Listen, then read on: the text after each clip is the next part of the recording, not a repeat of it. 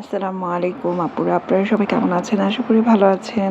দূরে কিংবা কাছে যেসব আপুরা আমাকে দেখতে পাচ্ছেন সবাইকে জানাই অসংখ্য ধন্যবাদ। আমি দৈনন্দিন যেভাবে কাজকর্ম করি, তো কিছু সবজি কিনেছি, তো সেগুলো গুছিয়ে রাখবো।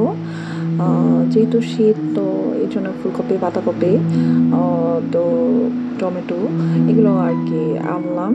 তো দেখা যায় আমার টুকিটাকি বাজারের জন্য নিজেরই যেতে হয়, কারণ যেহেতু আমি আমার সব কিছু আমার নিজেকেই গুছিয়ে মেনটেন করে করতে হয়। তো আমি আবার কি করি, এগুলো একটু আলাদা আলাদা করে রাখলাম, একসাথে তো আর খাওয়া সম্ভব না। তো আমি আবার কি করেছি, দেশি টমেটোগুলো লাল যেগুলো, সেগুলো আলাদা করে সবসময় এগুলো ধুয়ে রেখে দিই শুকিয়ে। তো এগুলো আগে খেয়ে নিই, আর যেগুলো একটু কাঁচা কাঁচা সেগুলো কি করি আলাদা করে রেখে দিই। যেহেতু লালগুলো পাকা, তো সেগুলো আগে খেয়ে নিই, তরকারি কিংবা অন্যান্য ভাজি টাজি এগুলোতে দিয়ে দিই। আর যেগুলো একটু কাঁচা সেগুলো তো পরবর্তীতে পাকবেই যেহেতু, তাই সেগুলো আলাদা করে রেখে দিই। সেগুলো আবার এই লালগুলো খাওয়া হলে আবার সেগুলো নিই। তো এইভাবে করেই ব্যালেন্স করে করি। আর যেহেতু সিজনাল পাতাকপিটাও ভালো লাগে, ফুলকপিও ভালো লাগে, এগুলো তো এখন সচরাচর পাওয়াই যায়। শিম আর শিম ছিল, শিম বেগুন এগুলো প্রায় শেষ হয়ে গিয়েছে, তো এগুলো আবার আজকে আনলাম। তো এই আর কি। তো ঘরের কাজকর্ম তো আমি ওগুলো গুছিয়ে এক জায়গায় রেখে টেবিলটা মুছে দিলাম, যেহেতু এখানে কিছুটা সবজি রাখা ছিল। আর এই আর কি। তো এভাবে করে আমি আবার এই শীতের মধ্যে দেখা যায় 2 দিন পর পর কাপড় ধুই। রোজ ধুই না, যেহেতু একটু ঠান্ডা লেগে যায়। তো এগুলো আমি ধুয়ে রেখেছিলাম, তো কাপড় শুকতে একটু অনেকটা সময় লেগে যায়।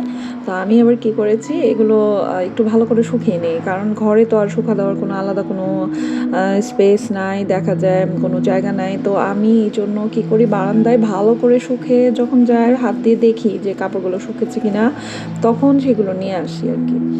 তো আমার কাপড় যখন শুকে তখনই আমি নিয়ে আসি, আর শুকাতে একটু ভালো করে যাতে তাড়াতাড়ি শুকে যায় এই আর কি। আসলে আপুরা দেখা যায় কি, শীতের দিনে কিন্তু আপনি দেখবেন কাপড় আপনি শুকা দিলে একটু ঠান্ডা ঠান্ডা থাকবেই, মনে হবে কি যে ভিজা ভিজা, কিন্তু তারপরেও ভালো করে শুকিয়ে নিলে। তো আমি চাই যে যতদূর সম্ভব অল্প অল্প করে জমাতে, কাপড় জমালে তো ধুইতেও কষ্ট হয়। আর যেহেতু নিজের ঘরের কাজকর্মগুলো নিজেকেই করতে হয়, বা যেভাবেই হোক সেগুলো, তো এইভাবে করেই আর কি সারাদিন কাজকর্ম নিয়ে ব্যস্ততা সময়টা চলে যায়।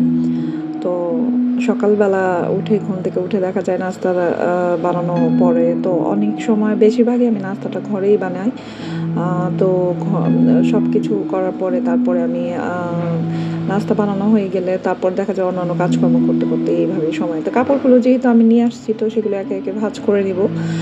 আর আমার কাপড়ই ছিল, দেখা যায় আমি কাপড় 2-3 দিন পর পর ধুলেও ভালোই বেশ কাপড়ই জমে যায়। তো কি আর করা, যেহেতু এখন ঠান্ডা, তো ঠান্ডার মধ্যে একটু সেভাবেই কাজ করতে হয় যাতে আমার নিজেও সুস্থ থাকতে পারি এবং আমার কাজগুলোও সুন্দর মতো হয়। আর এটা আমার জন্য না, এটা সবার ক্ষেত্রেই স্বাভাবিক। তো যাই হোক, এই আর কি। তো আর ভাবছি বাসাটাও চেঞ্জ করে ফেলবো। তো এটাই আর কি, দেখা যায় একটু বেশি উঁচু হয়ে যায়, তো যাতায়াতে একটু সমস্যা হয়, মানে উঠতে। তো আমি ভাবতেছি, তো দেখা যাক কি হয়। আসলে চেঞ্জ করলে তো অবশ্যই আপনারা দেখবেন, তো এটাই। তো যাই হোক, তো আমার আসলে আরেকটা ওই যে বললাম না যে একের পর এক ফ্যামিলির মধ্যে এক একটা দুর্ঘটনা। তো আমার এক কাজিন, খালাতো ভাই, আমার ছোট খালা আসলে আমাকে খুবই আদর করে। তো আমার ছোট খালার 2টা ছেলেই, তার কোনো মেয়ে নাই। সে আমাকে মেয়ের মতোই ভালোবাসে, স্নেহ করে সবসময়। তো আমি খালার বাসায় যাতায়াত করি, মানে খালাম্মা সবসময় আমাকে মানে খুবই আদর করে, ভালোবাসে, স্নেহ করে। তো আমার এই কাজিনটা মানে গত পরশুদিন সে মানে বাইকে থেকে পড়ে তার হাতে ব্যথা পেয়েছে খুবই, মানে তার হাতটা পুরা একেবারে হয়ে গেছে হাতের মধ্যে। তো ভাইটাকে কালকে যে দেখে আসলাম, আসলে আমার কাছে খুবই খারাপ লাগছে। দেখা যায় মানে কি যে হইতেছে, আমি বললাম যে একটার পর একটা অ্যাক্সিডেন্টলি ঘটনা, আসলে জানি না। তো তারপরও তো ওর হাতের অবস্থা এরকম যে হাতের মধ্যে প্রায় একেবারে হাতটা খুবই জোরে ব্যথা পেয়েছে এবং খুবই অবস্থা, ওইটাকে ভালো করে ব্যান্ডেজ করে প্লাস্টার করে দিয়েছে এবং হাতটাকে প্রায় অনেক ব্যথা পাইছে, মানে আমি ওর ব্যথা দেখে নিজেই মানে আমার ওর অবস্থা দেখে নিজেরই খারাপ লাগছে যে আহারে আমার ভাইটা কিভাবে এভাবে ব্যথা পেল। আমি আসলে আমার দেখা যায় আমার খালাতো ভাইগুলো অনেক ভালো, তারাও আমাকে অনেক মানে শ্রদ্ধা করে, তা আমিও তাদের স্নেহ করি। তো মানে যে কোনো পরামর্শ নেওয়ার সময় আমার খালাতো ভাইদের সাথেও অনেক সময় পরামর্শ নেই খালাম্মার বাসায় গেলে। তো ও আমার ভাইটা জন্য খারাপ লাগতেছে, তো এটাই আর কি। তো এখন তো আর কোনো কিছু করার নাই, হয়তো দোয়া ছাড়া, তো দোয়াই করি যাতে ও সুস্থ হয়ে যায়, এটাই। তো এই তো দেখা যায় ফ্যামিলিগতভাবে একটার পর একটা প্রবলেম লেগেই থাকে, তো না যেও পারা যায় না, স্বাভাবিক। কারণ মানুষ তো কেউ পরিবার ছাড়া না, সবারই ফ্যামিলির সবাই থাকে, কেউ না কেউ সবার সাথেই যাতায়াত করতে হয়, ফ্যামিলির সাথে মিশতে হয়, এটাই নিয়ম। তো এটাই আর কি। তো কালকে আমি গিয়ে দেখে আসছিলাম, আমার কাছে খুব খারাপ লাগছে। তো আমার খালাম্মাও দেখলাম খুব আপসেট, ভাইয়ারও খুব আপসেট। তো এই আর কি। তো যাই হোক, একে একে আপনাদের সাথে অনেক কথাই বললাম এবং কাজগুলোও সেরে নিলাম। তো এই তো আমিও ভাবি, দেখা যায় অনেক সময় আসলে সতর্কভাবে চলাফেরা করা উচিত যানবাহনগুলোতে। দেখেন একটা হোন্ডা দিয়ে বাইকের থেকে একটা গাড়ি এসে ধাক্কা দিয়ে আজকে কত বড় একটা অ্যাক্সিডেন্ট হয়ে গেল। তো এই জন্যই যারা বাইক দিয়েও যাতায়াত করে তাদেরও সতর্কতা অবলম্বন করা উচিত।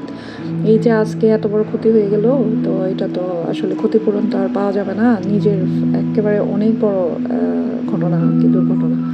তো আমরাও দেখা যায় যে এই আমার অবশ্য সচরাচর বাইকে আমারও ভয় লাগে, মানে তারপরও এই আর কি। তো যাই হোক, একে একে কাপড়গুলো ভাঁজ করে নিলাম। আসলে শীতের দিনে আমি এরকম করি, 3 দিন 4 দিন পর পর কাপড় ধুই, অনেক সময় 2 দিন পর পর ধুই। মানে আমি রোজ আগে যেমন গরমের দিনে রোজ কাপড়গুলো ধুইতাম, তো সেটা করি না, আমার ঠান্ডা লেগে যায়। আর দেখা যায় এই সকল সমস্ত কাজ করতে করতে অবেলা হয়ে যায়, যেহেতু দিনটা খুবই ছোট, মানে সময়টা খুব কীভাবে যে পার হয়ে যায় সেটা নিজেও জানি না। তখন দেখা যায় অবেলা গোসল করলে ঠান্ডা লেগে যায়। গরম পানি, যদিও গরম পানি আমি গোসল করি, অনেকে হয়তো শীতের দিনে দেখা যায় কি গোসলটা করতে চায় না, তবে আমার ক্ষেত্রে এটা না, আমি চেষ্টা করি রোজই গোসল করার। কারণ রোজ গোসল করলে আসলে এটা ভালো শরীরের জন্য, স্বাস্থ্যের জন্য, যে শীত দেখে গোসল করব না এমন এটা আমার অভ্যাস নেই। তো গরম পানি দিয়ে আমি আমার কাজগুলো, মানে আমার গোসল আমি করে ফেলি এবং অন্যান্য কাজগুলো করেই, যেহেতু ঘরের কাজকর্মগুলো নিজে একা হাতে সারি, তো সেভাবেই পরিষ্কার পরিচ্ছন্নভাবে থাকার চেষ্টা করি। তো যাই হোক আপুরা, অনেক কথাই বললাম, আপনাদের সাথে শেয়ার করলাম। তো ভালো থাকবেন, সুস্থ থাকবেন এবং আমার ভিডিওটি ভালো লাগলে অবশ্যই লাইক শেয়ার করবেন এবং সাবস্ক্রাইব করে আমার পাশে থাকবেন। খোদা হাফেজ আপুরা।